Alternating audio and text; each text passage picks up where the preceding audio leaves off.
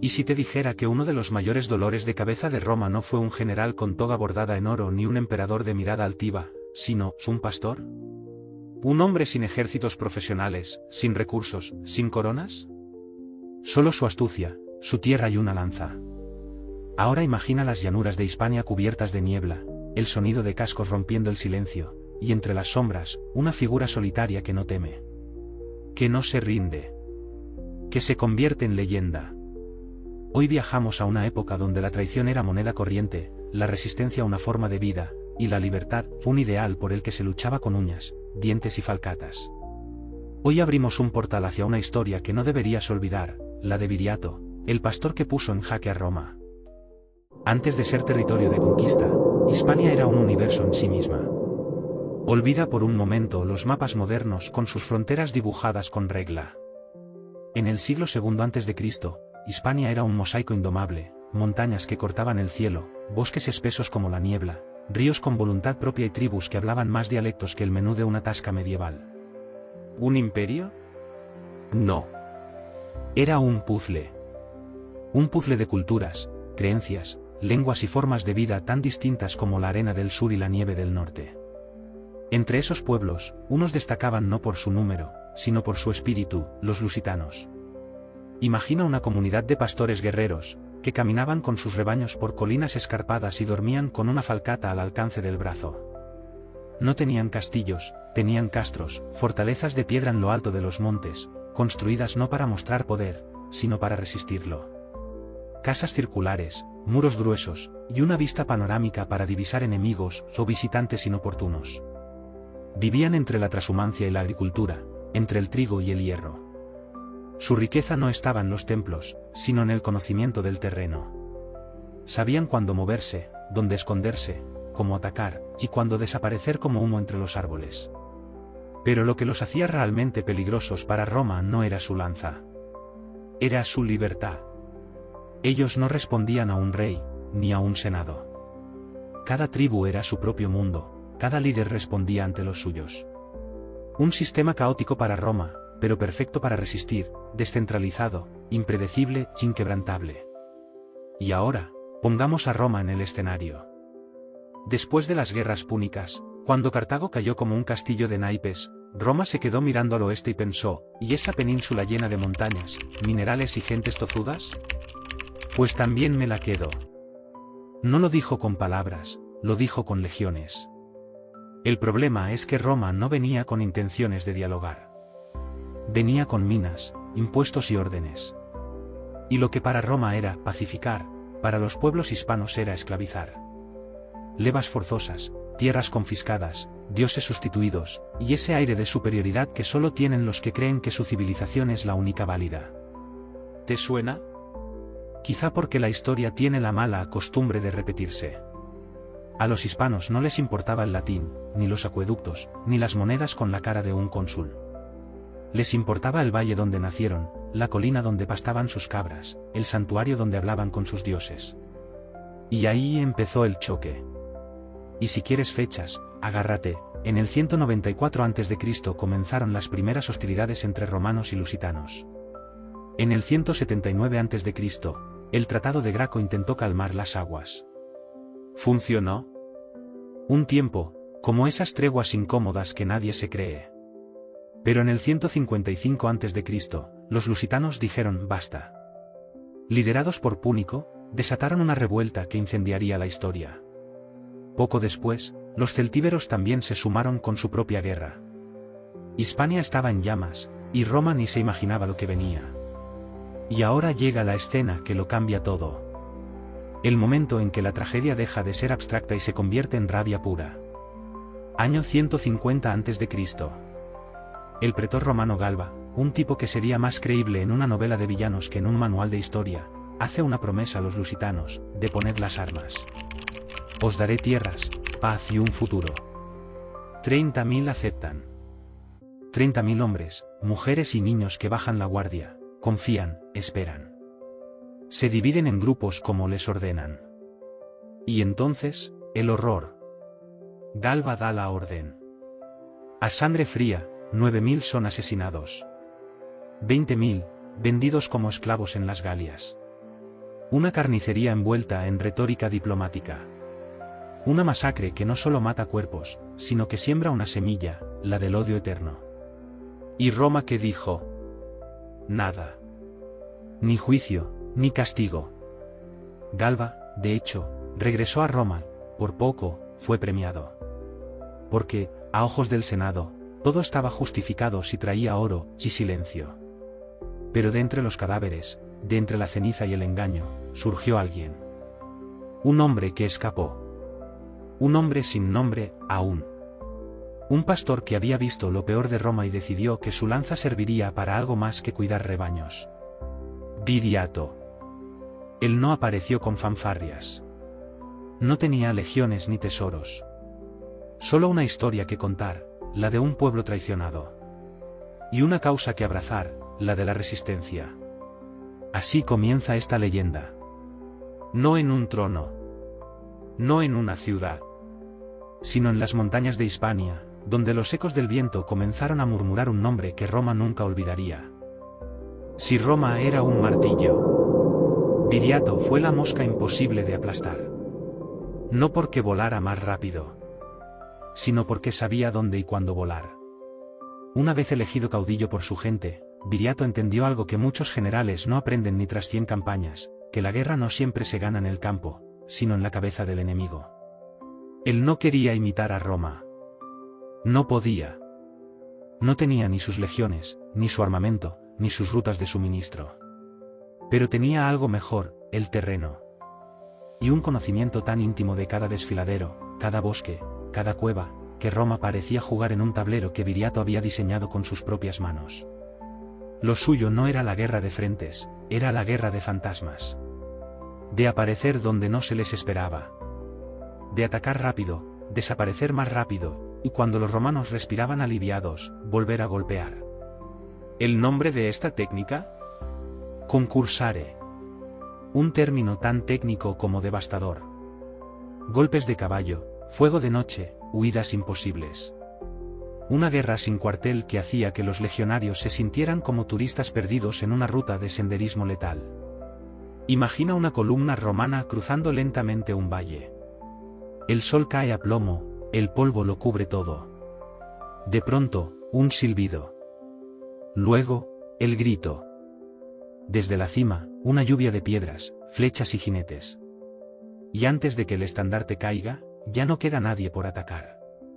Solo el eco. Y el miedo. Eso era Viriato. Pero no era solo táctica. Era estrategia emocional. Viriato no solo atacaba cuerpos, atacaba moral. Humillaba. Desgastaba. Desesperaba. Mira estas cifras. En el 146 a.C., en la serranía de Ronda, emboscó al general Betilio y destruyó a sus 4.000 hombres. Ese mismo año, Cayo Plautio, con 10.000 soldados y 1.300 jinetes, sufrió más de 4.000 bajas. En el 145 a.C., derrotó a Quinto Fabio Máximo Emiliano, que comandaba 30.000 legionarios. ¿Resultado? 3.000 muertos y una retirada vergonzosa. ¿Sabes lo que eso significa? Que un pastor, sin estado, sin senadores ni arquitectos, estaba haciendo trizas a la maquinaria militar más temida del mundo antiguo. Pero hay algo aún más impactante que sus victorias, como unió a su pueblo. Porque los lusitanos eran muchos, pero dispersos. Viriato logró algo casi milagroso, federar tribus, unir bajo una causa común a pueblos que no siempre se entendían, y convencerlos de que la libertad valía más que cualquier oro. ¿Su secreto? No había palacios. Ni banquetes. Viriato comía con sus hombres, dormía sobre una piel de vaca, marchaba el primero y repartía el botín con justicia matemática. Nada de favoritismos. Nada de lujos. Era uno más. Y por eso, era el único. Piensa en los líderes de hoy. ¿Cuántos se mojan en la tormenta con su gente? ¿Y cuántos solo miran desde arriba, secos, cómodos, intocables? Viriato era todo lo contrario. Y por eso, cuando hablaba, lo seguían. No porque tuvieran que obedecer, sino porque creían. ¿Y qué hay de las mujeres? Ah, amigo, Aquí viene otro giro inesperado. Cuando el general Junio Bruto invadió territorio lusitano, se llevó una sorpresa: ciudades defendidas por mujeres guerreras. Sí, como lo oyes. No se quedaban en casa tejiendo mientras los hombres guerreaban. Salían a luchar, espada en mano. Imagina la cara de los romanos al enfrentarse a mujeres que luchaban con más fiereza que muchos hombres. Esto nos dice algo clave: que los lusitanos no eran solo un ejército improvisado. Eran una cultura entera en armas. Una sociedad que, lejos de ser bárbara como decían los romanos, tenía una organización y una visión de la libertad profundamente arraigadas. Y si crees que todo esto es idealización, escúchame esta. Durante su boda con la hija de un hombre romanizado, Viriato recibió una oferta de oro y regalos. ¿Qué hizo? Nada. No se inmutó. Se apoyó en su lanza, comió pan seco, ofreció sacrificios a los dioses de sus montañas, y montó a su esposa a caballo rumbo al campamento. Sin fiestas. Sin lujos. Sin teatros. Porque no se casaba para impresionar. Se casaba para vivir. Y vivir, para él, era resistir. ¿Quién hace eso hoy? Este acto, más que anecdótico, define a Viriato mejor que cualquier discurso. No quería poder. Quería dignidad. No buscaba admiración. Buscaba propósito. Y por eso, su guerra era más que militar. Era cultural, espiritual, existencial. Roma quería someter, Viriato quería ser libre. Roma imponía templos, él ofrecía ofrendas al sol. Roma levantaba columnas, él se alzaba en la montaña. Y entre los dos, empezó una guerra que cambiaría el destino de Hispania. Dicen que todo imperio tiene un punto de quiebre. Para Roma, ese punto tenía nombre de pastor y espíritu de montaña. Durante años, las legiones más orgullosas de la República mordieron el polvo en Hispania. Y mientras en Roma los senadores fruncían el ceño, en las tierras lusitanas, el nombre de Viriato ya era leyenda viva. Roma, humillada una y otra vez, intentó algo insólito: negociar. Sí, el mismo imperio que solía imponer condiciones con la espada, se vio forzado a sentarse en la mesa con un caudillo sin toga ni palacio. El general Quinto Fabio Máximo Serviliano, derrotado y sin opciones, firmó un tratado de paz de igual a igual con Viriato. Y eso, para Roma, era como admitir que un pastor podía hablar en pie de igualdad con un cónsul.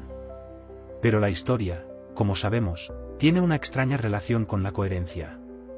Un año después, Roma rompió el tratado. Lo hizo con el estilo que la caracterizaba, sin culpa, sin vergüenza y con la arrogancia del que cree que el tiempo lo borra todo. El sucesor de Serviliano, Quinto Servilio Cepión, anuló la paz y reinició la guerra, demostrando que para Roma los acuerdos solo valían cuando le convenían. Pero esta vez, no se trataba de ganar batallas. Roma ya lo había intentado todo y fracasado. Así que decidió recurrir a lo único que podía vencer a Viriato. No el acero. No el fuego. Sino la traición. Fue un golpe bajo. Pero efectivo. Año 139 a.C. 3 hombres de confianza de Viriato, Audax, Ditalco y Minuro, fueron sobornados. Le prometieron oro, tierras y el silencio de la historia. Esperaron a la noche. Y cuando el campamento dormía, cuando el líder estaba sin coraza, sin vigilancia, le clavaron las dagas. Así cayó Viriato. No en combate. No en retirada. Sino en la oscuridad, asesinado por los suyos, traicionado en el único momento en que se permitía descansar. Roma no lo venció.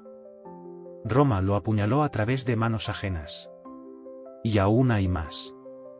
Cuando los traidores llegaron a Roma a exigir su paga, el cónsul Cepión les dio una frase que pasaría a la posteridad. Roma no paga traidores. Fría. Cínica. Perfectamente romana. Roma se benefició de la traición, pero se lavó las manos como si no tuviera nada que ver.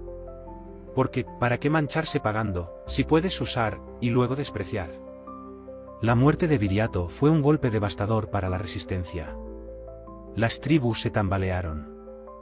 El liderazgo se fragmentó. Y poco a poco, la montaña se quedó sin eco. Pero lo curioso es que el silencio no duró. Porque el nombre de Viriato no murió con él. Se convirtió en mito. En bandera. En fuego. Se cuenta que su funeral fue digno de un rey, aunque él jamás se proclamó como tal. Su cuerpo fue incinerado en una pira, rodeado por sus guerreros. A caballo, gritando su nombre, giraban en círculos mientras las llamas ascendían. No lloraban por un líder. Lloraban por un símbolo. Incluso los historiadores romanos, enemigos naturales, no pudieron evitar el respeto. Le llamaron valiente. Inteligente. Astuto. Sabían que su figura trascendía la guerra. Y aunque Roma sometió finalmente a Lusitania, aunque el orden imperial acabó imponiéndose, la historia no recuerda a los senadores que firmaron decretos. Recuerda a aquel que se negó a doblegarse. Aquel que eligió morir de pie antes que vivir arrodillado. Hoy, Viriato es mucho más que un nombre en los libros. Es una idea. Es un espejo para cada época en que los poderosos intentan ahogar la voluntad de los pueblos.